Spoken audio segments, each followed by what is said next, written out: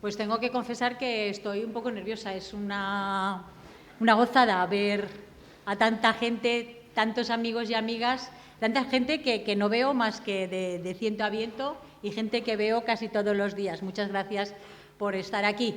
Bueno, os preguntaréis primero por qué de Atapuerca a los Pirineos. Suena un poco raro. Creo que a lo largo de la charla espero que descubráis por qué voy a hablar así. Como últimamente nos están acribillando por todas partes sobre las nuevas tecnologías y la inteligencia artificial, me dije, voy a hacer una entrada con un cartel hecho con inteligencia artificial. Esto que hay aquí, le dije, hazme una tierra con rocas, con fósiles, y esto es lo que ha resultado. No me gusta nada, pero como perdí una buena cantidad de tiempo buscando a ver de qué forma podía prepararlo, me salieron varios que no me gustaban, lo he dejado aquí como entrada. No os creáis que no cuesta el convencer a la inteligencia artificial que sea más inteligente que la inteligencia natural que tenemos nosotros. Bueno, dicho esto, voy a abrir esto intentaba ser la entrada de la Guerra de las Galaxias, pero no hubo manera, también estuve bastante rato aquí a ver cómo podía conseguir, y al final en el PowerPoint te permite hacer una subida de estas.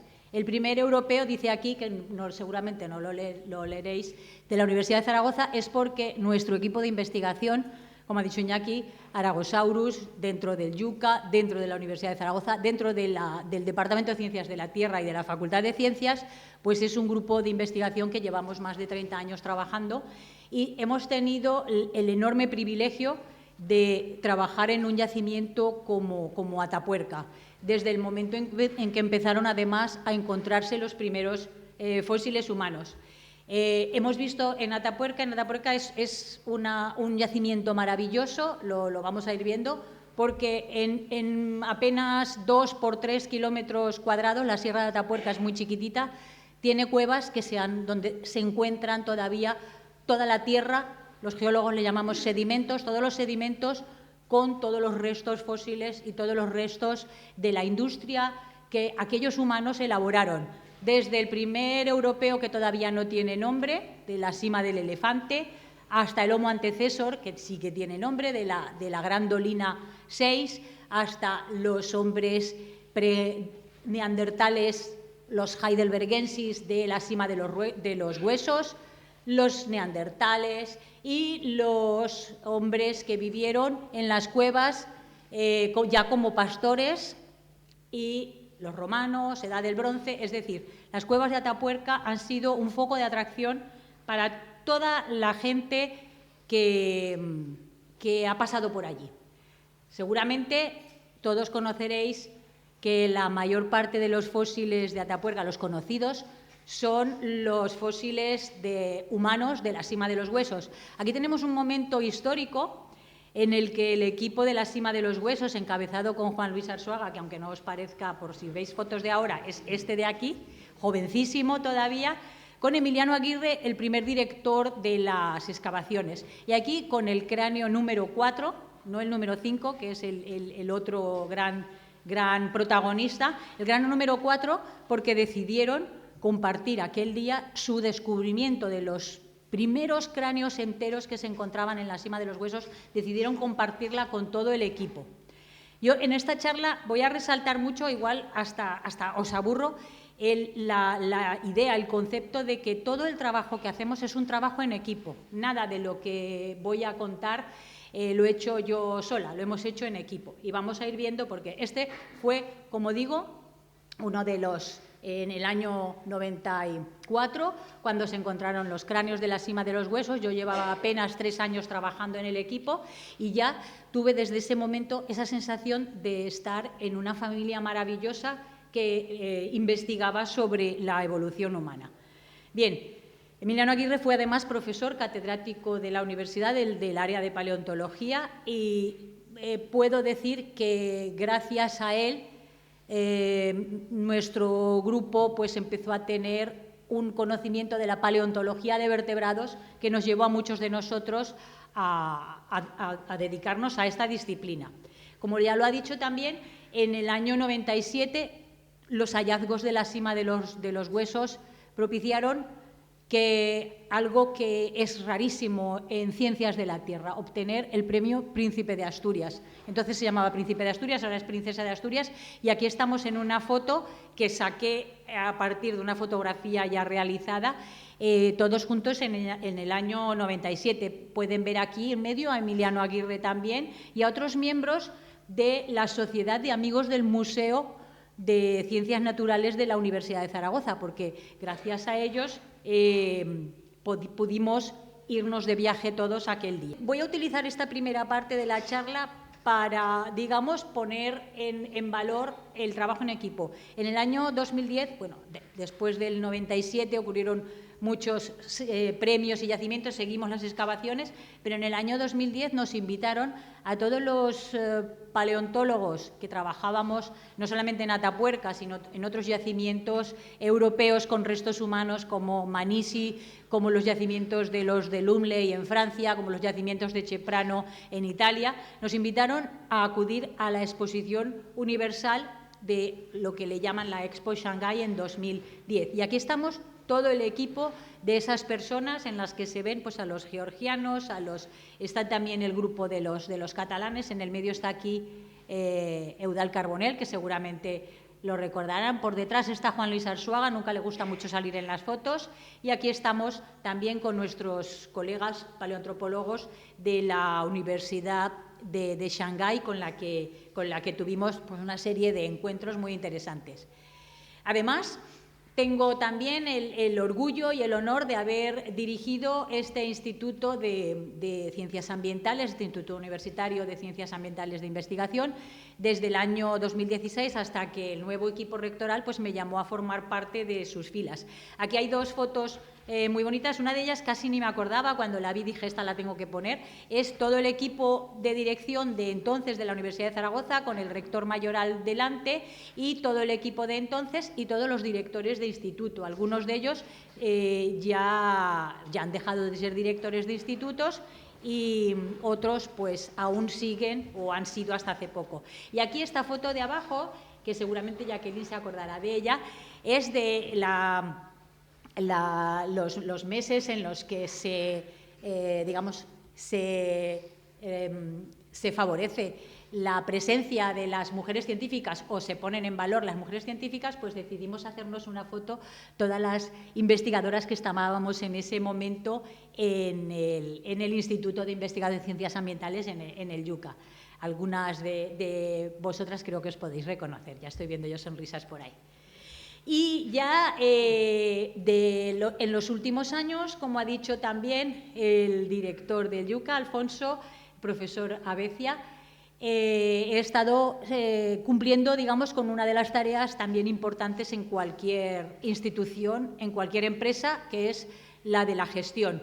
La gestión desde el año 21, desde que entró el equipo hasta ahora, estamos ya casi saliendo, el 17 entramos seguramente en funciones y empezará ya todo el proceso en su momento de los nuevos equipos. Este es el equipo en el que estamos ahora, que también lo he puesto porque allá al fondo, aunque no se vea muy bien, está José Ignacio Canudo, el director del Museo de Ciencias Naturales, además, y Blanca Bauluz, la directora del Departamento de Ciencias de la Tierra. Lo siento, no he encontrado fotos más. Y además ese día fue muy especial porque ese día invitaron a una compañera de paleontología, a la profesora Laia Alegret, que está aquí, a dar la conferencia de nuestro patrón, del patrón de la Universidad de Zaragoza. Por lo tanto, fue un día muy especial. Bueno, como veis aquí están los azules de la Facultad de Ciencias y delante estamos todo el equipo de investigación. Bien, voy ahora a centrarme en Atapuerca, que es lo que ustedes han venido a oír seguramente. Desde el año 91 he sido responsable de la microfauna de Atapuerca. Luego contaré un poco qué es eso de la microfauna, los pequeños fósiles, los fósiles más pequeños, los microvertebrados, micromamíferos, es decir, sintetizando los ratones, como me dicen siempre. Esto me da a veces un poco de angustia porque no son solo los ratones, están también los murciélagos, están también los pájaros, están también las culebras y los lagartos, pero todo el mundo nos dice que somos los especialistas en los ratones. Aquí hay una síntesis un poco de la actividad, que luego la hablaré un poquito más. Lavamos en el río los sedimentos, la tierra que se encuentra en las cuevas, para rescatar absolutamente todos los fósiles y los fragmentos de fósiles que se encuentran dentro de esos sedimentos. Esto es importantísimo, somos el único yacimiento, el único equipo de investigación que, ahí tengo que decirlo también, gracias a la financiación tanto de la Junta de Castilla y León como del Gobierno, del Mineco, los proyectos Mineco y Miteco ahora, tenemos una subvención lo suficientemente fluida como para afrontar el lavado de todo el sedimento. Hay otros yacimientos que no se lo pueden permitir porque apenas tienen financiación. Aquí vemos diferentes etapas en el río, diferentes momentos dentro de la cueva, escuchando a Juan Luis, pues seguramente hablándonos de alguna de las nuevas hallazgos. Y incluso el año de COVID, el año de la pandemia, pudimos trabajar todos con mascarillas, no fue fácil ese año, todos con mascarillas y con mucha precaución de no juntarnos. Aquí cometimos un pecado y nos pusimos las tres amigas. Esta es una estudiante también de la Universidad de Zaragoza que ahora está contratada en Madrid. Aquí en medio otra de las compañeras del equipo de Atapuerca, Milagros Algaba, que también es historiadora y además hace una labor enorme de difusión de los yacimientos de Atapuerca. Por cierto, tienen un blog de la prehistoria de España muy, muy interesante, Milagros Algaba y Noemí Sala, por si alguno quiere oírla. Y aquí en medio estoy yo con la mascarilla. Bien, dicen que la cabra tira al monte. Yo diría más bien que la tierra tira y Aragón es una tierra que tira. En todo momento, aunque he estado trabajando en Burgos enormemente a gusto, con muchísimos éxitos, siempre que hemos podido, hemos trabajado aquí en Zaragoza. Desde hace ya unos cuantos años, los institutos de investigación, los grupos de investigación, hacen lo que llaman la Noche de los Investigadores, en las que los grupos de investigación pues les enseñamos a la gente lo que hacemos. En este año en el año 2017, hicimos una demostración de los microfósiles, les pusimos un microscopio y una cámara acoplada a un ordenador para que la gente viera algo que no se suele ver normalmente, que es la microfauna. Y ahora verán ustedes, ahora entenderán ustedes por qué le llamamos microfauna, porque siempre se tiene que estudiar con microscopios.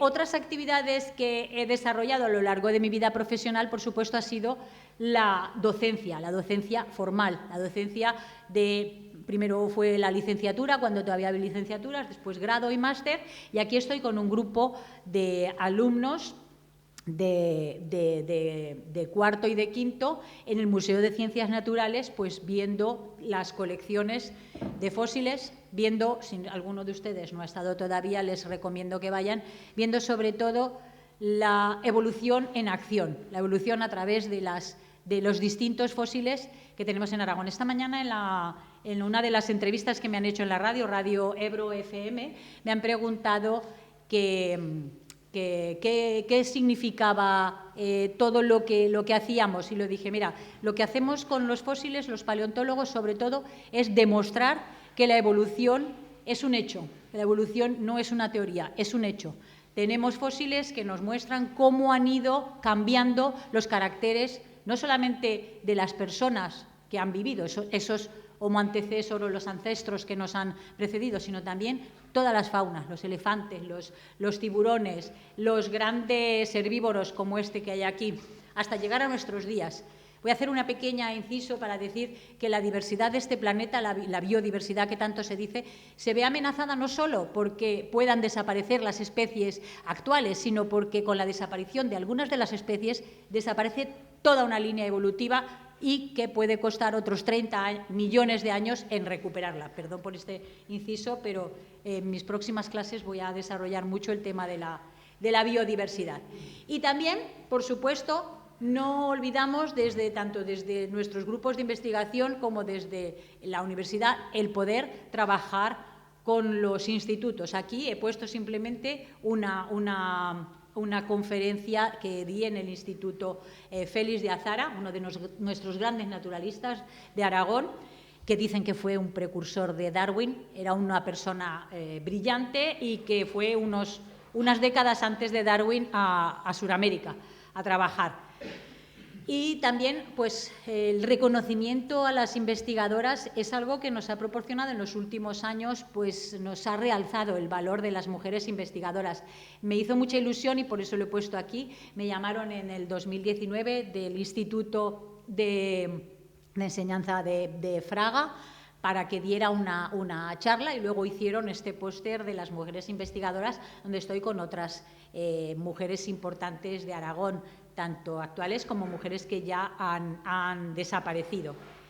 Y como ven, siempre con los sellos de la Universidad de Zaragoza, el Museo de Ciencias Naturales, el Grupo Aragosaurus y el Instituto, sin el apoyo de los cuales pues seguramente no hubiéramos podido hacer nada.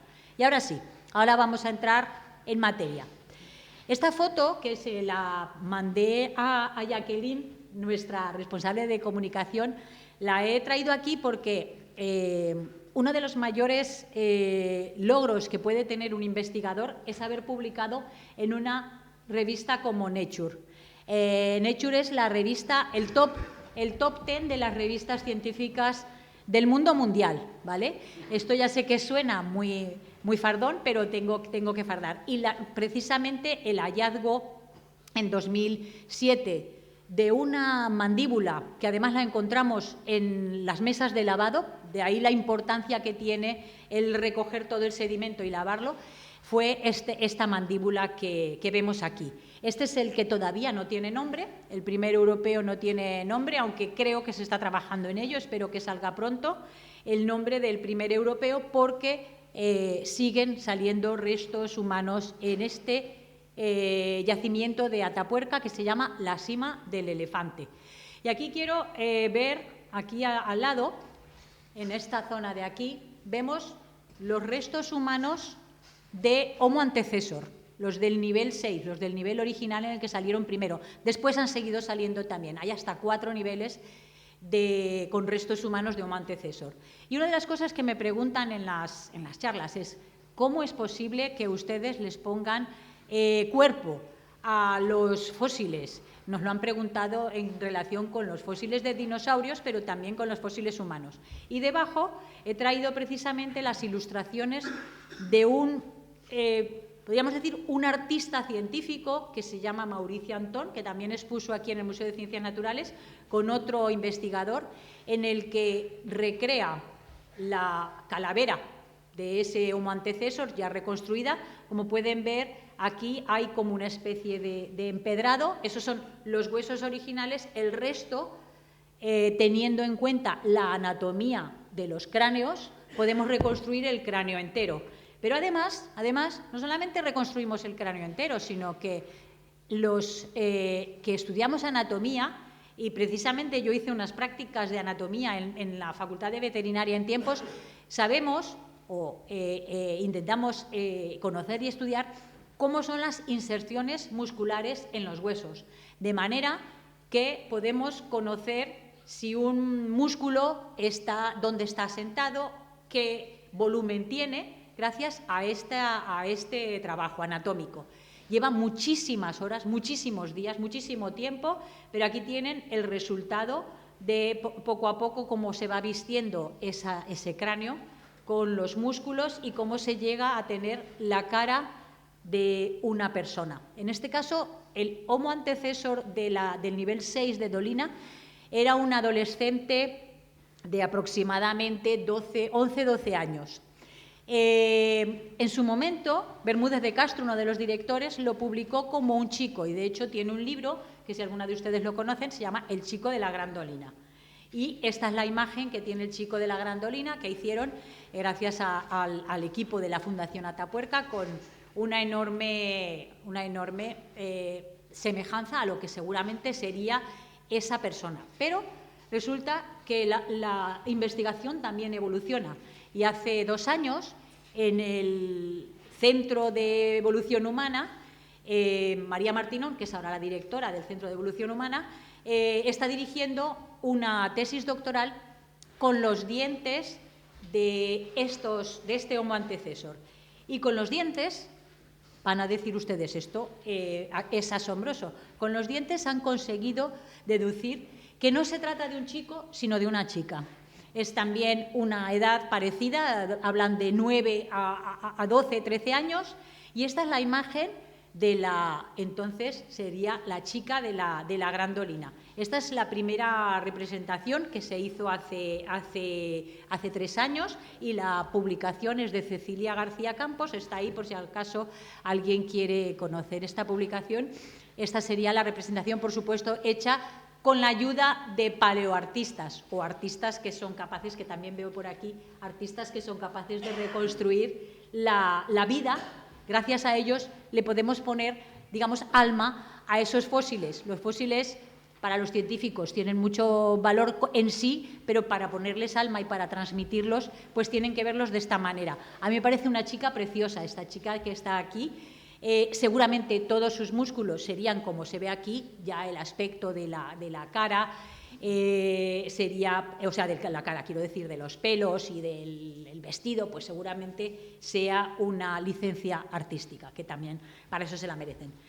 También voy a hablar, he dicho que iba a hablar algo del paisaje de estos primeros europeos.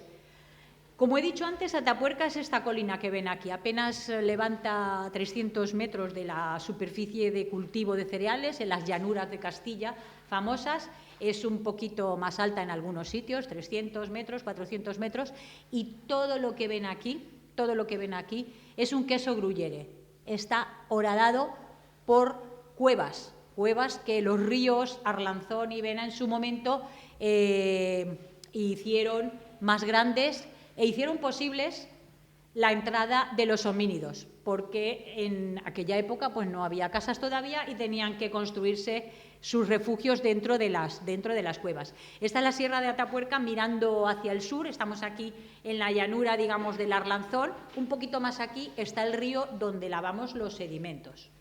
Y esta es una imagen que hizo Javier Trueba, de la saga de los Trueba, que colabora en todo su trabajo fotográfico y de filmación con el proyecto de Atapuerca. Esta es una imagen que tomó él desde un helicóptero, después ya se ha modernizado y está utilizando drones para seguir los yacimientos.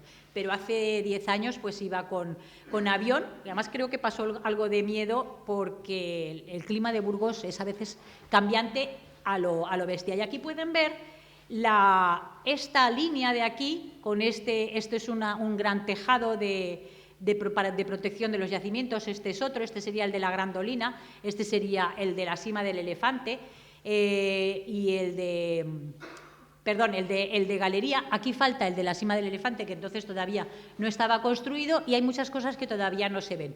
Pero esta línea de aquí, hasta aquí, es la línea de la trinchera del ferrocarril de Atapuerca.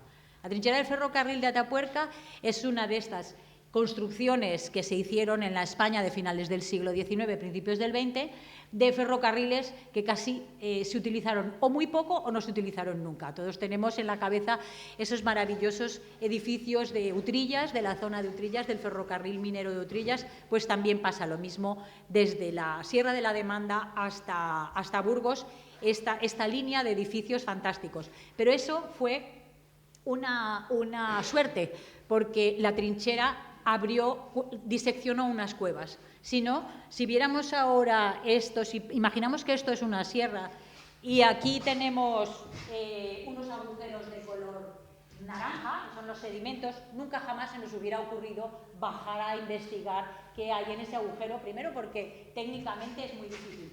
Pero si tenemos un tren que nos disecciona esa zona, pues tendremos maravillosamente bien expuesto los sedimentos, los rellenos, la tierra que rellena esas cuevas. Bien, además también en el equipo hay muchísimos geólogos que trabajan aspectos, y también geomorfólogos y también geógrafos que trabajan en cómo inciden, o sea, cómo los ríos van bajando y cómo van dejando las cuevas, digamos que protegidas, colgadas. Aquí tenemos esto verde que hay aquí, Los que seáis geólogos en la sala, no tengo que decirlo, son materiales calizos, que esta es la forma de... Y las calizas son donde se forman las cuevas. Vemos aquí además que hay como una especie de alto. Estos son los sedimentos de una época posterior, los sedimentos del Terciario que cubrieron todas esas calizas. Y más abajo tenemos las incisiones del río Vena por el norte y del río Arlanzón por el sur o suroeste. ¿Qué quiere decir esto? Que la colina de Atapuerca se quedó colgada. Y esto es la enorme suerte que ha hecho que los yacimientos se mantengan. Tenemos muchas cuevas, como veremos en Aragón, en los Pirineos, que también veremos, pero en ninguna se han quedado los sedimentos como aquí. Esta suerte, esto lo hicieron un grupo de geólogos, también en su momento fueron estudiantes de la Universidad de Zaragoza, que determinaron cómo habían incidido los ríos y cómo se habían formado las cuevas. Aquí tenemos una foto, esa es la otra gran parte de la historia de la trinchera del ferrocarril de Atapuerca y el descubrimiento de los yacimientos. En los años 24-25 hubo una época de bonanza en España y la geología empezó a cobrar la importancia que ya tenía en el siglo XIX, pero que se había abandonado pues, por cuestiones de las guerras que había en Europa. Pues en estos años 20, un importante geólogo, José Royo Gómez, que había oído que había una sierra horadada por un ferrocarril y que alguien decía que había visto huesos, pues se acercó allí y descubrió precisamente la trinchera, hizo una geología fantástica de la trinchera y hizo una foto, que esta es una foto muy bonita, de la entrada a lo que es el portalón de la cueva de Villamayor y la Sima de los Huesos. No tiene nada que ver tal y como está ahora, porque ahora está llena de andamios, de gente que entra y que sale, de colores aquí y allá. Y aquí tenemos la imagen del geólogo. No pone en la foto, no he conseguido saber si es Royo Gómez, pero ahí se ve la figura de la persona para que os podáis hacer una idea de las dimensiones y de la profundidad de estas calizas. Esto es una grieta, una fisura natural formada en estas rocas. Y aquí abajo del todo es donde están las entradas a Cueva Mayor, el portalón de Cueva Mayor y a la Sima de los Huesos. Bien, esto es lo que es Atapuerca en esta segunda mitad del siglo XX y en el siglo XXI. Inicialmente, Emiliano Aguirre, que era una persona tremendamente organizada y además se adelantó a su tiempo porque él vio que un yacimiento así, a él le habían llevado una mandíbula de uno de los yacimientos, del yacimiento de Galería, precisamente este que está aquí, y él se dio cuenta de que era una especie humana y que además era muy antigua, no era un neandertal, no era un hombre moderno. Ya sabéis que en muchas cuevas pues, se encuentran restos humanos modernos, pues desgraciadamente de la última gran guerra que sufrimos en España. Bueno, pues esto no era nada de eso. Entonces Emiliano dijo, pues aquí tenemos que empezar a sacar lo sucio. Los yacimientos suelen estar llenos, sobre todo en las cuevas, llenos de porquerías. La gente ha ido tirando basuras, pues lo primero que hizo fue limpiar, adecuar el yacimiento. Este es en los años 80, está de aquí, 1980, y aquí tenemos en los años 10 ya con las mismas excavaciones, pero con todas las comodidades para los investigadores, con andamios, con tablones, con protectores. Veis que ahí estamos todos con casco. Si os podéis dar cuenta, en esta foto nadie lleva casco. A partir de cierto momento se nos obligó a llevar casco, zapatos, chalecos, reflectores, para que no nos pasara nada. Súper incómodos. Y en cuanto podemos nos quitamos los cascos. En cuanto no nos ve nadie nos quitamos los cascos porque es tremendamente incómodo. Pero es lo que hay que hacer, eso es verdad. Bueno, pues como decía antes, la tierra tira. Y la tierra tira y al final decidí en un momento dado que había que encontrar una Atapuerca en Aragón. No lo he conseguido.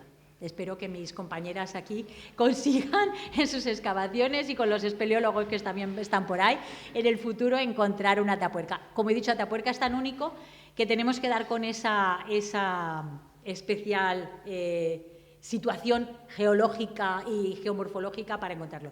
Pero si nos preguntamos por el paisaje, si viniéramos en coche nos costaría 5 horas 17 minutos de ir desde Atapuerca al punto más alejado de los Pirineos, a los Pirineos más orientales, caminando sin parar unas 100 horas. Pero los Pirineos tienen grandes sorpresas también. Aquí he puesto la imagen de uno de los yacimientos más emblemáticos de la zona de Tellacín, de la comarca del Sobrarbe.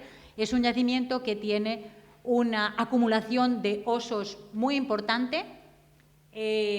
Han aparecido 2 o 3 herbívoros en ellos y todos son osos. Creemos que es una zona de acumulación de camas, de osos. Buscamos allí a ver si había alguna herramienta, a ver si había alguna marca de corte en algún hueso que nos indicara que allí los humanos habían tocado por lo menos esos huesos. Nada. Pero esto fue la tesis de una maravillosa compañera, Raquel Raval, que hizo su tesis sobre los osos de Tella, que también se pueden ver en el museo. Seguimos. Dicen que los aragoneses somos cabezones, lo somos. Estuvimos buscando por el Moncayo yacimientos. Aquí vemos la cueva Lambor en Moncayo, que había que bajar una sima bastante profunda. En el fondo encontramos algunos restos óseos y las cuevas del Moncayo, los rincones, los aprendices, nos han dado también muchas alegrías, nos han dado muchos restos de animales, leopardos, hienas, pero no han dado ningún resto humano, y solamente en los rincones, que está al lado de Purujosa, podría haber una profundidad de sedimento suficientemente importante como para pensar que allí haya sedimentos. Estaremos en ellos si se van a excavar. Y también más al sur de Zaragoza están las cuevas de Aguilón, que en una de ellas un compañero de la Universidad de Zaragoza, de Arqueología, Carlos Mazo, está excavando y está sacando muy buenos resultados de hogueras y de yacimientos con evidencias de ocupaciones humanas, como digo, de neandertales, y al lado también hay una cuevita que se llama la P5 de Aguilón, que tiene también bastantes posibilidades. Y seguimos un poquito más hacia el sur y nos fuimos a la zona del Parque Cultural del Río Martín, donde tengo que decir que siempre han puesto todo para que nosotros podamos estar trabajando allí. Esta es la cueva de los huesos de Obón. Lo mismo aquí, una vez fuimos a Montalbán y nos dijeron que había un sitio donde había huesos en una pared de una cueva. Aquí a Iñaki y a mí se nos pusieron así los ojos, dijimos, vamos allí a verlos, y resultó ser una cueva muy interesante que excavamos gracias a la ayuda del Parque Cultural del Río Martín, del Grupo de Espeleología de Montalbán, el Farallón, y aquí tienen una imagen de lo que es un nivel lleno de huesos en una cueva. Estos huesos, la mayor parte, pueden verlo por mi cabeza, que está apuntando hacia arriba, son de grandes dimensiones, son casi todos de rinocerontes. También hay caballos y hay ciervos, pero son sobre todo de rinocerontes. En este caso descubrimos un evento paleontológico precioso, descubrimos una madriguera de hienas en las que durante muchos años, las hienas estuvieron allí acumulando los restos. En una imagen de la época en la que vivieron estos animales en Obón, en la que no nos podemos verla ahora. El paisaje sería muy diferente, sería mucho más húmedo, habría prados, habría una gran diversidad. Pero una vez más, no encontramos ningún resto que nos dijera que allí había restos humanos. Invitamos a Juan Luis Arzuaga, vino entonces con otra paleontóloga del equipo de Atapuerca, Nuria García, y nos dijo excavar, pero yo aquí no veo demasiado futuro. Y es verdad, excavamos, no sé si 5 o 6 años, con grandes dificultades, porque es una cueva que está muy alejada de cualquier lugar para llegar con coches, y teníamos que llevar nuestro compresor, nuestras luces, todo el equipo, y la hemos dejado para visitas y para que en el Parque Cultural del Río Martín puedan ir allí a enseñar cómo es una cueva llena de huesos. Les diré que si entramos en alguno de los yacimientos de Atapuerca, si nos dejaran entrar hasta las profundidades de las cuevas, veríamos también estas acumulaciones de huesos. Pero en el caso, por ejemplo, de la Sima de los Huesos, veríamos todo cráneos humanos y de osos. Esto sería bastante... es el sueño de todo nuestro grupo. También quiero decir que hemos excavado en otros yacimientos de la península ibérica, siempre buscando un poco el comprender todo el conjunto de los humanos que vivieron en la península ibérica hasta nuestros días. En este caso estuvimos trabajando en las cuevas de Gibraltar, que tienen también una riqueza extraordinaria y que nos han mostrado que los neandertales vivieron allí y además que seguramente los neandertales europeos sabemos que se fueron desplazando de este hacia el oeste y seguramente se refugiaron en la península ibérica en un momento en que el clima era favorable. Nuestros estudios de la microfauna de Gibraltar muestran que hay un momento en que el clima cambia, se vuelve más frío y seguramente esos neandertales que estaban ya muy, digamos, en un rincón de Europa y que habían quedado pues aislados del resto de Europa, seguramente ya no sobrevivieron. Esto no quiere decir que hay ahora teorías, sobre todo a través del estudio del ADN, que dicen que los neandertales nunca han desaparecido y que se mezclaron con los humanos y son ahora están dentro de parte de nuestro genoma. Pero yo estoy hablando de neandertales morfológicamente por los fósiles. Los neandertales que encontramos en toda Europa son diferentes de los fósiles, de los restos de los fósiles humanos o de los restos humanos o de nosotros mismos que tengamos hoy en día. Bien. Esto también lo he hecho con inteligencia artificial. Quería poner algo que me dijera, que me diera un reloj, unas rocas y le dije rocas, tierra y fósiles. Y esto es lo que me salió. La otra parte importante que nos preguntan mucho, aparte de cómo hacemos las caras, cómo reconstruimos la anatomía, es por cómo datamos. La gente cuando le dices, esto tiene 1,5 millones de años. ¿Cómo es eso? ¿Cómo sabéis que tiene 1 millón de años? ¿Cómo sabéis que tiene 200.000 años? ¿Cómo sabéis que tiene 20.000 años? Bien, pues diré que veo químicos en la sala que lo hacemos gracias a las propiedades de los elementos químicos que son capaces de transformarse. Los isótopos tienen esa capacidad. Como no soy especialista, simplemente diré que cuando los especialistas recogen los minerales que son adecuados para ver cómo han variado sus constantes isotópicas, pues pueden decirnos, igual que cuando vemos un reloj de arena y caen los granitos, pues ellos cuentan esos granitos entre comillas y pueden decirnos cuánto tiempo ha pasado desde que un isótopo ha variado de uno a otro. Hoy habrán oído hablar de los isótopos del uranio torio o el más conocido, el carbono 14. El carbono 14, la desventaja que tiene es muy preciso para datar yacimientos de menos de 50.000 años, pero esa es la desventaja. No podemos llegar más allá, no podemos datar cosas más antiguas que 50.000 años. Y los yacimientos de Atapuerca tienen antigüedades muchísimo mayores que las que nos pueda dar el carbono 14, sobre todo en los yacimientos de la Dolina. Aquí, para los que son geólogos, están acostumbrados a ver que estas líneas que se marcan aquí son líneas, podríamos decir, son líneas de rocas, cuando las rocas van depositándose. Lo que hacemos para determinar la edad de esas rocas es tomar muestras cada muy pocos centímetros para ver cómo van variando la química, la composición química de esas rocas y poder determinar cuál ha sido su edad. Así tenemos que en la galería, donde encontró Emiliano Aguirre la primera mandíbula, tiene alrededor de 300.000 años, 0,3 millones de años, y que la Gran Dolina, que es una secuencia muchísimo más amplia, tiene desde más de 1 millón de años hasta prácticamente 300.000 años. Bien, pues estas líneas, además, nosotros los geólogos las entendemos como líneas de tiempo. Cada una línea de estas nos marca un momento de la historia de la Tierra, un momento de la historia de la Tierra en la que vivieron los animales y las plantas y los humanos y las industrias que hicieron. Y por eso podemos reconstruir el paisaje en cada uno de esos momentos. o podemos intentar reconstruirlo.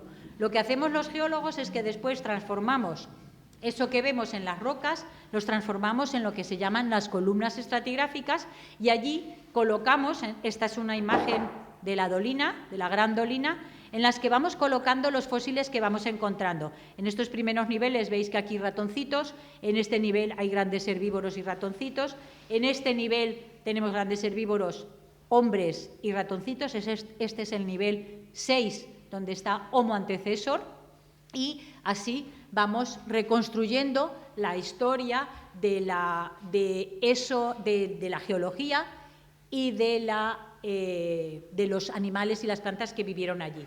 Aquí voy a meter otro concepto que también para los geólogos es muy conocido, que es el paleomagnetismo. Otra forma de datar es con las condiciones que ha tenido la Tierra en las que el campo magnético terrestre ha variado. Ha variado de ser positivo en un polo a ser negativo en ese polo.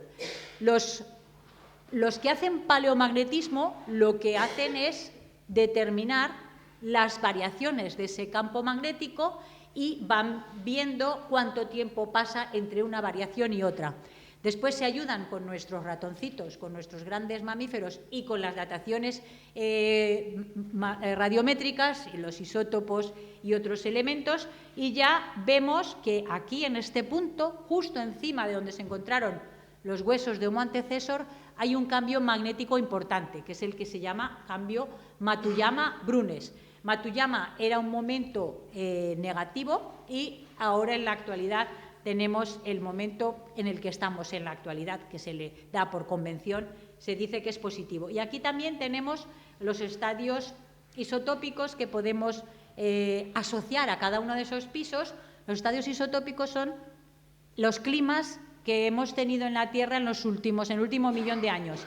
Los números pares indican que son estadios isotópicos fríos y los números impares, los estadios isotópicos cálidos. En la actualidad estamos en el estadio isotópico climático 1, por lo tanto estamos en un estadio isotópico cálido.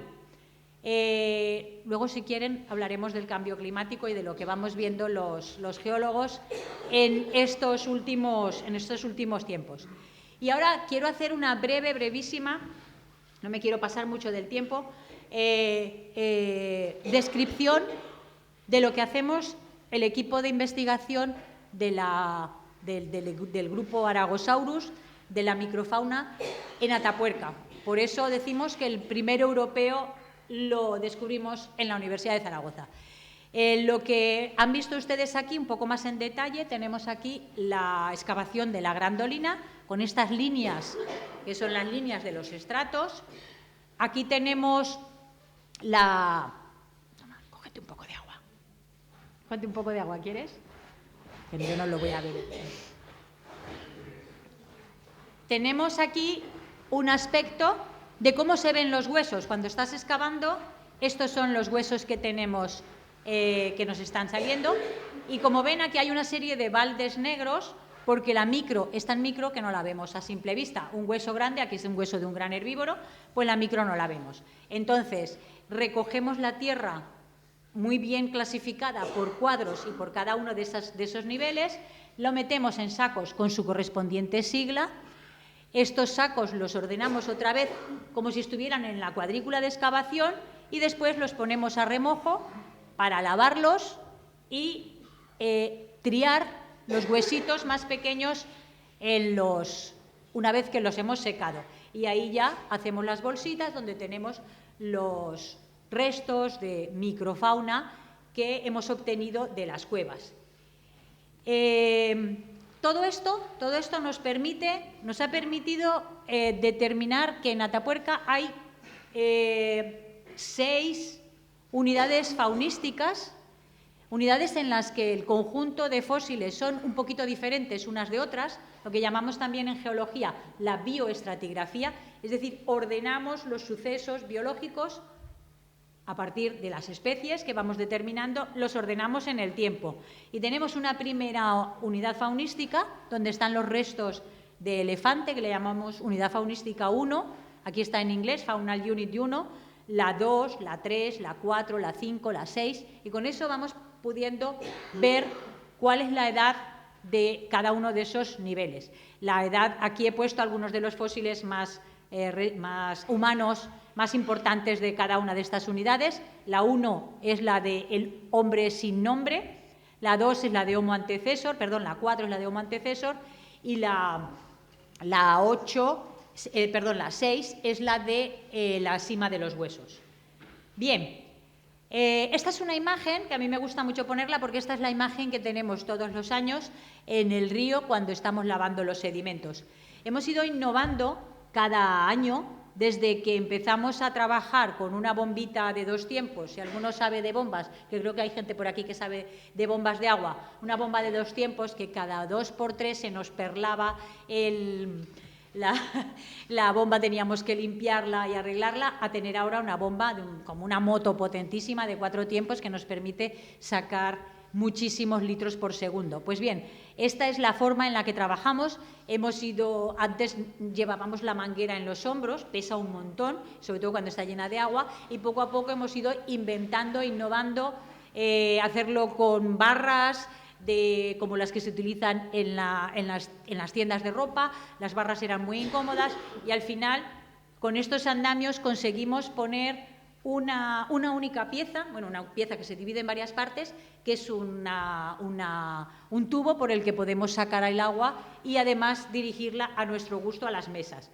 Esto es algo que nos ha costado casi 20 años preparar. Y esta es una foto que me gusta muchísimo porque es una foto que casi es artística. El trabajo, como he dicho, los fósiles hay que ponerles alma por el arte, pero nosotros trabajamos con el agua y esta foto me parece que es una foto muy bonita de ver el agua en ese momento en el que está cayendo y está remojando los sedimentos que hemos sacado de las cuevas. Esta es una malla de tamices. La malla más grande es la que nos permite hacer el despiedre, y las mallas más pequeñas nos permiten separar el grano más pequeño. Si alguno de ustedes ha estado en la antigua fábrica de cerveza La Zaragozana, verán que tiene unos tambores con los cuales separaban el grano y podían también además descascarillar el grano. Bueno, pues nosotros lo hacemos de una manera un poquito más suave, porque solo utilizamos agua y solo utilizamos mesas planas, pero también es el mismo concepto, ir separando los granos de tamaño más grande, tamaño medio, tamaño más pequeño y mucho más pequeño. ¿Por qué hacemos esto? Porque a la hora de separar los fósiles tenemos que tener tamaños parecidos. Si tenemos tamaños muy dispersos, nuestro ojo no los distingue, ¿vale? Y además también es una forma de conocer la cantidad, que para eso medimos la cantidad del volumen de restos que vamos obteniendo. Bueno, y aquí estamos en pleno momento de triado. El triado es un proceso lento que requiere mucha paciencia y requiere que conozcas un poco cuáles son los fósiles y cuáles no. En el campo hacemos una primera selección, solo recogemos los fósiles, y esto es lo que hicieron las compañeras pues, del grupo de Raquel Raval y anterior. La bandera, esta es la bandera del río. Cada yacimiento tiene su bandera. La nuestra es la de este ratoncito pirata que es tan lindo. Bueno, ya he hablado un poco de la parte de campo, voy a hablar ligeramente de lo que hacemos en los laboratorios. Una vez que nos traemos todo el material, empieza un proceso mucho más lento. La gente me dice, pero ¿todavía no habéis estudiado los fósiles de Atapuerca si lleváis ya años excavándolos? Pues no, todavía tenemos materiales de los primeros años, de los años de que se excavó Homo antecesor, de los 90, de los 2000, de los 2010, porque ahí ya el proceso requiere tecnología. Por ejemplo, aquí tenemos un maxilar de una musaraña. Las musarañas nos muestran que el paisaje tenía que tener agua, las musarañas necesitan agua, necesitan también calidez, sobre todo estas musarañas que tienen los dientes rojos. Aquí no se ven porque esta es una fotografía de microscopía electrónica, pero con esta musaraña, otra persona que ha hecho la tesis doctoral aquí, Raquel Moya, hizo la reconstrucción de esa musaraña y vimos importantes aspectos de cómo mordía. En biomecánica pues se puede ver cómo mordían las musarañas. Y dedujimos que esta era una musaraña, para lo que son la microfauna, entiéndanme, gigante, que seguramente era una gran predadora, una voraz predadora que mantenía limpio de bichos todos los lugares donde vivía. Como todas las musarañas, son insectívoras, se alimentan sobre todo de insectos, pero seguro que esta también comería reptiles y comería pajaricos. Bien, con estas musarañas y otros restos, uno de los primeros trabajos que hicimos con otra persona que hizo la tesis con nosotros, Juan Rofes, que ahora es profesor de la Universidad de Filipinas, pues hicimos un primer intento de ver cuáles habían sido los cambios climáticos precisamente en los niveles donde está ese hombre sin nombre de la cima del elefante. Encontramos que había una fase cálida, una fase fría y una base más cálida. Esto puede parecer demasiado simple, pero fue lo que sacamos en ese momento hace ya casi 15 años.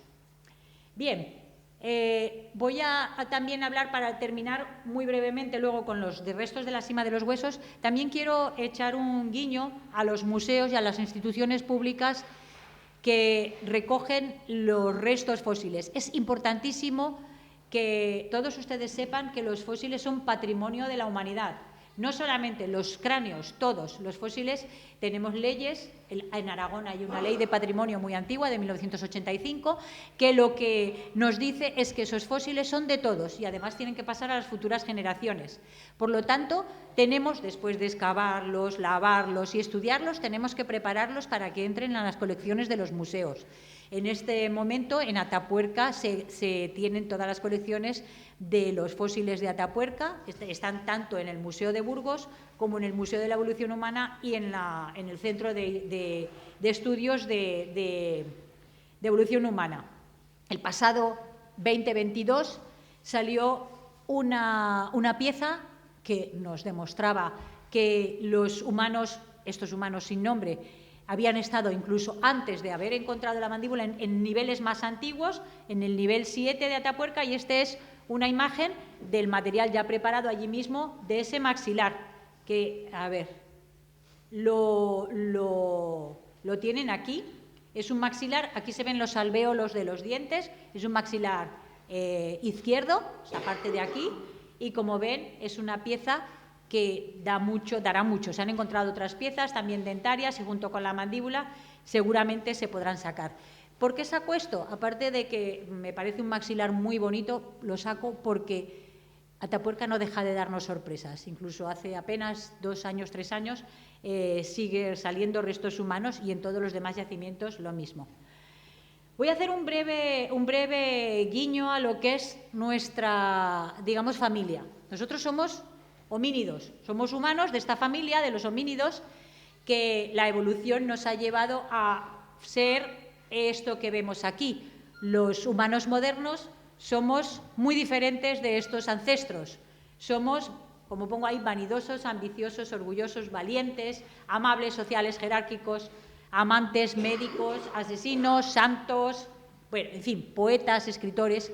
Pero no crean que los de la cima de los huesos no lo eran, tampoco crean que los de la grandolina no lo eran. Cada uno a su manera sabían protegerse, sabían vivir en grupo, o a veces no sabían protegerse porque se comieron unos a otros. Los de la TD6 eran caníbales, pero todos ellos estaban ya muy cerca de lo que somos los humanos, lo que somos los humanos modernos. ¿Cómo reconocemos a los humanos con fósiles? Ya les he dicho que los paleoartistas son capaces de reconstruir un cráneo y de reconstruir sus músculos y reconstruir cómo podría ser. Pero la mayor parte de las veces, salvo en el ejemplo de Atapuerca, que es extraordinario, encontramos dientes aislados, encontramos mandíbulas rotas. Aquí tenemos una muestra muy bonita de las mandíbulas, la parte inferior de nuestra boca, de los fósiles humanos de la cima de los huesos, con todos los dientes aislados, que la mayor parte están ya puestos en su sitio. Aquí tenemos también la famosa pelvis Elvis, que así le llamaban a la pelvis de la cima de los huesos. Este es el cráneo 5 y en todos ellos se ha hecho una reconstrucción de sus caras para ver cómo eran. Ahora les voy a hacer un examen. Si me han atendido bien durante toda la conferencia, ahora les pregunto yo, que ya me he cansado de hablar. Aquí ven, en este lado, ven una cosa que pone grandolina, nivel TD6, de 1994. ¿Qué dirían que es eso? Yo creo que se ve muy bien, ¿no? dientes, ¿verdad?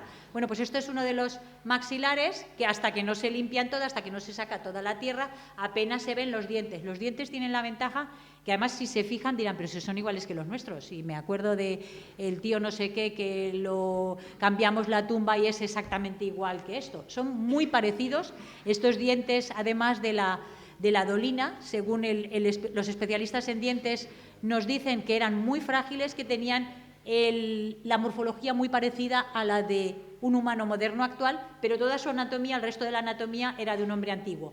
Y estos de aquí, esto ya es un poco más difícil. Esto es el cuadro U16 de la Sima de los Huesos, en el año 94, cuando fueron descubiertos precisamente. Ya han visto el cráneo que muestra Emiliano Aguirre, al principio ya está sacado, ya está limpio, pero aquí el cráneo 4 es esto que está aquí un poco escachado y aquí está el cráneo 5.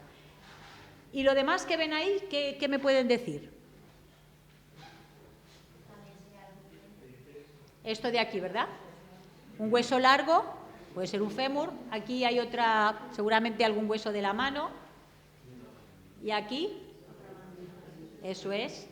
Esto sería un maxilar, porque lo vemos, es un maxilar y la mandíbula también se ve muy bien. Bueno, y aquí hay un diente aislado. Pues esto es lo que nos encontramos cuando estamos excavando. Por eso es tan difícil excavar, por eso hay que trabajar con tan poca prisa, no hay que trabajar nunca con prisa en los yacimientos paleontológicos. Y luego, una vez que ya los hemos sacado, empezamos a preguntarle. Gracias a la tecnología moderna se puede saber cómo era el cerebro. Si un cráneo está bien conservado, conserva todas las marcas internas que el cerebro, la parte blanda, lo que llamamos los tejidos blandos, deja en ese cerebro. Y además, con la tecnología que también hemos visto en microfósiles, como la tesis de musarañas, podemos hacer con un escáner, podemos desvelar esas cavidades internas que de otra manera los tendríamos que romper. De hecho, en los años 60, para ver el volumen del cráneo de un homínido, se rompía, se medía por dentro y se volvía a pegar, a veces con malas consecuencias para el fósil. Pero ahora no es necesario esto. Ahora lo metemos en un escáner, igual que el que nos hacen en medicina, y después, con bastante trabajo, se va consiguiendo pues ver cuáles son todas las cavidades que hay. Estos son el cráneo 5 de la Sima de los Huesos, con los puntos o landmarks que llamamos para poder saber cuáles son las dimensiones. Y aquí otro aspecto, no da tiempo en una sola conferencia hablar de tantas cosas, pero también quiero decir que investigamos hasta los restos, las partes más pequeñas. Durante el lavado de los sedimentos, hace muchos años, salió de uno de los cráneos de la Sima de los Huesos, bueno, de un trocito del petroso, de la parte esta del hueso de aquí, salió un huesecillo que enseguida vimos que era un hueso del oído. Los huesos del oído son diminutos, pero están sueltos, no están articulados con nada, por lo tanto, cuando el cráneo pierde toda la parte, los tejidos blandos, quedan sueltos. Pues esas fósiles de la Sima de los Huesos mantienen esos huesos dentro. Con lo cual, se hizo un estudio, aquí se está viendo también, después de un escáner, cómo sería el oído externo en verde, el oído medio en amarillo y el oído interno, el caracol del oído interno, y esto en azul es el hueso petroso, que es el hueso que protege precisamente la parte baja del cráneo y precisamente protege el oído. Por eso, esta zona de aquí, si ustedes se la tocan, tiene este saliente aquí, todo ese es el hueso petroso. También les diré que gracias a este estudio, que no da tiempo ya de hablar más de ello, se sabe por las dimensiones tanto del canal externo como de las proporciones de los huesecillos del oído, que los hombres de la Sima de los Huesos podrían oír exactamente igual que nosotros. Otra cosa es que supiéramos si utilizaban esa capacidad de oír para hablar. No lo podemos saber. El lenguaje es uno de los, de las cuestiones más difíciles de resolver solo con los huesos, pero por lo menos podemos decir que oían.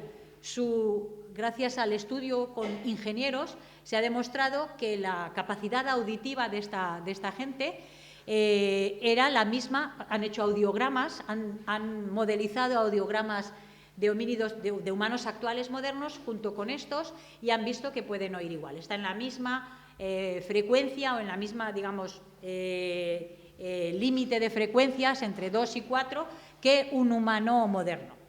Bien, y ya con esto termino. Termino dando las gracias a todos estos grupos que hay aquí. Como he dicho, nada se podría hacer sin un equipo. En Atapuerca hemos trabajado pues, la gente de la Universidad de Zaragoza, el Museo de Ciencias Naturales de Aragosaurus, que se sigue trabajando allí, el Instituto de Ciencias Ambientales de Aragón. Y también aprovecho aquí para decir que hemos creado la primera cátedra de geología en la que queremos trabajar con esto y queremos ayudar a los jóvenes estudiantes a seguir haciendo sus estudios de geología, que es la Cátedra de Geología y Sociedad. Estamos aquí los dos directores, Marcos Aurel y yo. Gracias, Marcos, por estar. Y os quiero invitar el día 5 de febrero en esta misma sala. Se organizan las primeras jornadas de Geología y Sociedad en las que hablaremos pues, un poco de lo que hacemos los geólogos, sobre todo en Aragón. De momento es una cátedra para Aragón, con la ayuda de dos grandes empresas que trabajan en geología en Aragón, Control 7 y Paleo y Más. Y nada más. Muchas gracias.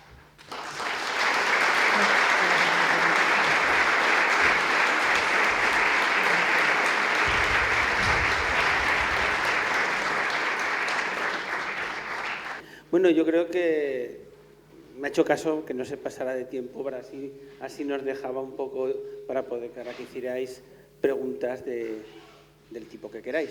Yo creo que está dispuesta a contestarnos a casi todas las preguntas que hagamos. Pues abrimos un turno. Ya hay una mano rápida. Sí, bueno.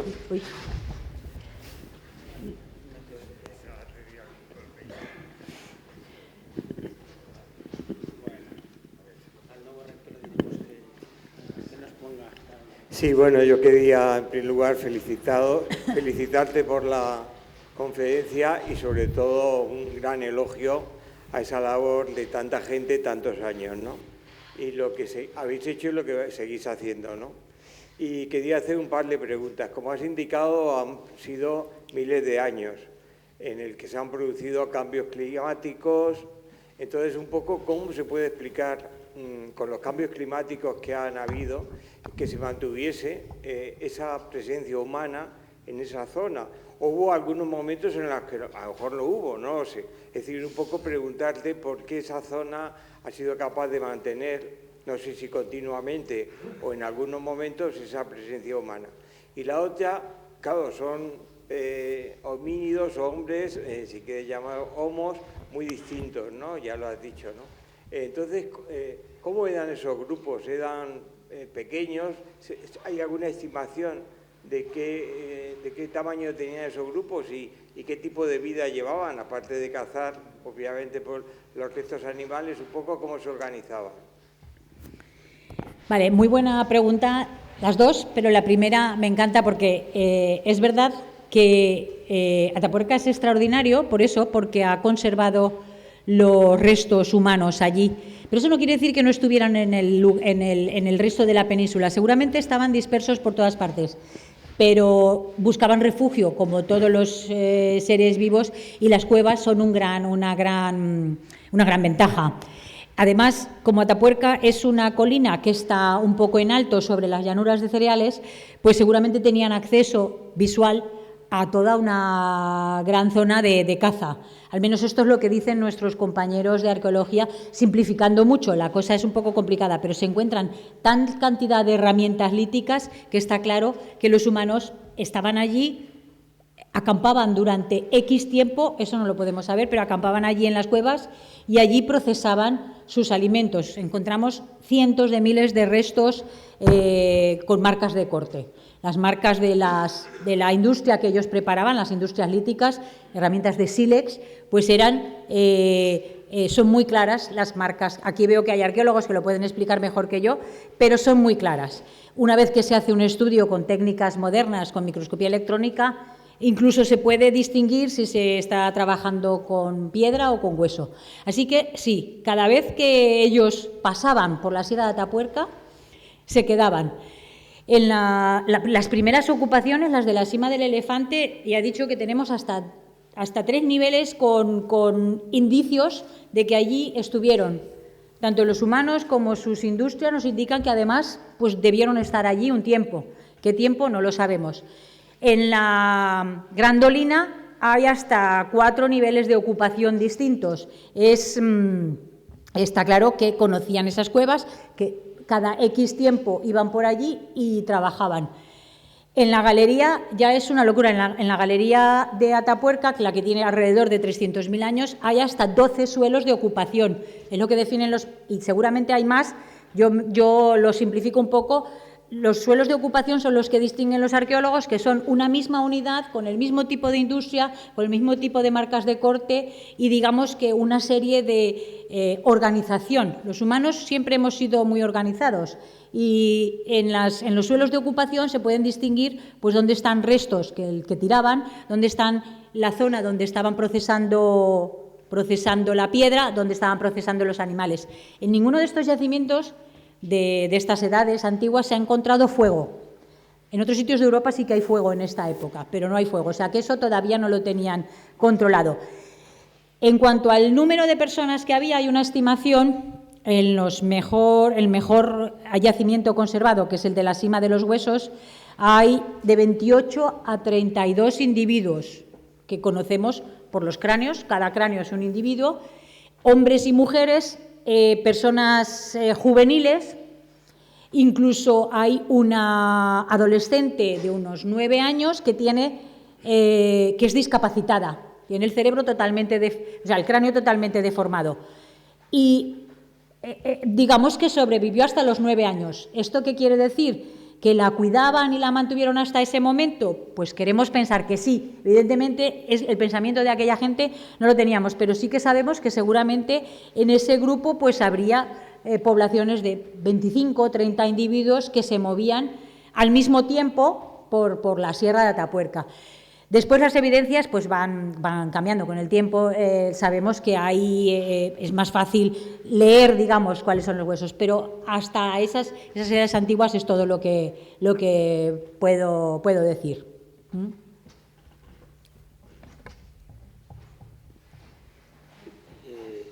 ¿Alguna preguntilla más? Muy buenas. Me ha llamado la atención lo del fuego, que no hubiese fuego. Me voy a hacer una pregunta que no sé si se ha podido llegar a establecer un poco la estacionalidad de los yacimientos. Quiero decir, si hay individuos muy jóvenes, es evidente que es de cuando que estaban los hombres allí cuando había crías, o si eran todos más adultos, no sé si... Esto es una buena pregunta también, pero más difícil de contestar. Como digo, son 5 humanidades distintas. Bueno, podríamos decir que 6 si contamos con los humanos modernos. Concretamente, en el caso, por ejemplo, de la Gran Dolina, de TD6, el Homo antecesor que encontramos allí está canibalizado. La mayor parte de los restos, incluso el maxilar, la clavícula, dedos, están canibalizados. Así que hay crías, son 9, 10, 11 años, pero no sabemos si esa era la gente que vivía allí, que estaba o que llegó otra tribu y se dedicó a consumirlos. Eso no lo podemos saber. La curva, digamos, demográfica de estos yacimientos, pues siempre nos indica que es normal, es una curva que podríamos encontrar en cualquier momento ahora mismo. Encontramos juveniles, encontramos muchos más juveniles semiadultos, adultos y menos mayores, pero la curva es parecida a la podemos encontrarla en un cementerio actual normal, no por una... Y, por ejemplo, en la Sima de los Huesos se encuentra la persona mayor que hay de la Sima de los Huesos, que se calcula que podría tener hasta 60, 70 años. Estaba también enfermo, era sordo, era medio ciego y además tenía un flemón en el maxilar izquierdo que le llevó seguramente a la muerte, y a ese señor lo cuidaron. Entonces, por eso digamos que, enlazando con la pregunta de antes, el grupo en sí pensamos que se protegía porque esas personas no podían estar solas.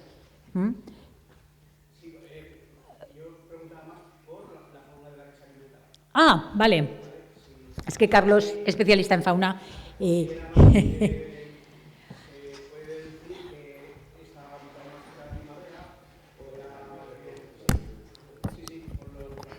Con la fauna grande y con los roedores es difícil saberlo, pero tenemos un colega que estudia anfibios, reptiles y otro que hace peces, que, bueno, hay algunos huesos de los peces que te pueden dar la estacionalidad, pero realmente nunca hemos trabajado a fondo en estos temas. Hay una persona aquí que trabaja en murciélagos que sí que nos podría decir algo más de cuándo hibernan los murciélagos en las cuevas y cuándo Julia, y pensamos que en algunos momentos, en la parte de la grandolina, Julia lo diría mejor, pues los hombres puede que interrumpieran la pernocta de los murciélagos y se encuentran menos murciélagos allí que en otros sitios. Pero es muy difícil hablar de esto, es muy difícil, ¿eh? No podemos asegurar nada, no podemos asegurar nada. No hay, digamos, indicios de, uy, son todos animales jóvenes o son todos animales de una época, por ejemplo, primaveral. No. Volviendo también a la pregunta de antes, ¿cuándo se ocuparon las cuevas? Pensamos que los hombres iban allí en momentos de caza, de posible caza, por lo tanto, pues seguramente la caza pues está favorecida cuando hay más individuos juveniles, pero no hay un número mayor de juveniles frente al de adultos. De hecho, hay muchos grandes herbívoros que eran, vamos, viejos y duros, serían duros y viejos. Yo creo que se comían lo que encontraban. No estaba, la ocupación nunca fue completa constantemente, sino que era durante unos periodos de tiempo. ¿No? Eso es un poco lo que quieres decir. Sí, eso es. ¿Alguna otra cuestión?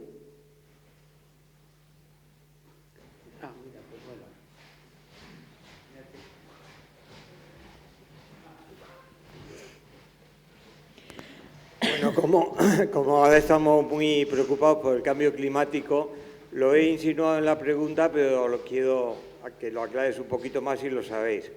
Desde esos primeros homínidos, ese millón, el antecesor, ¿habéis detectado cambios climáticos significativos desde entonces hasta ahora? ¿Cuáles han sido los más significativos que han habido? Vale, esa te la puedo contestar yo directamente porque es precisamente mi especialidad, los ratones. Cuando hacemos toda la secuencia de la dolina, que por eso le he puesto muchas veces, siento haber sido pesada, porque la dolina es la cueva que tiene el sedimento más claramente diferenciado. Bueno, hay otras, pero la hemos estudiado muy a fondo. En la dolina, como he dicho, hay unos niveles que están por debajo de la inversión magnética, que tienen más de 780.000 años y que además pueden llegar hasta 1.000.000. Ahí es donde está Homo antecesor, ¿vale? Pues en esos momentos tenemos una fauna que nos indica una bonanza climática. Había castores, rinocerontes, hipopótamos y roedores e insectívoros de medios cercanos al agua, que necesitaban al agua.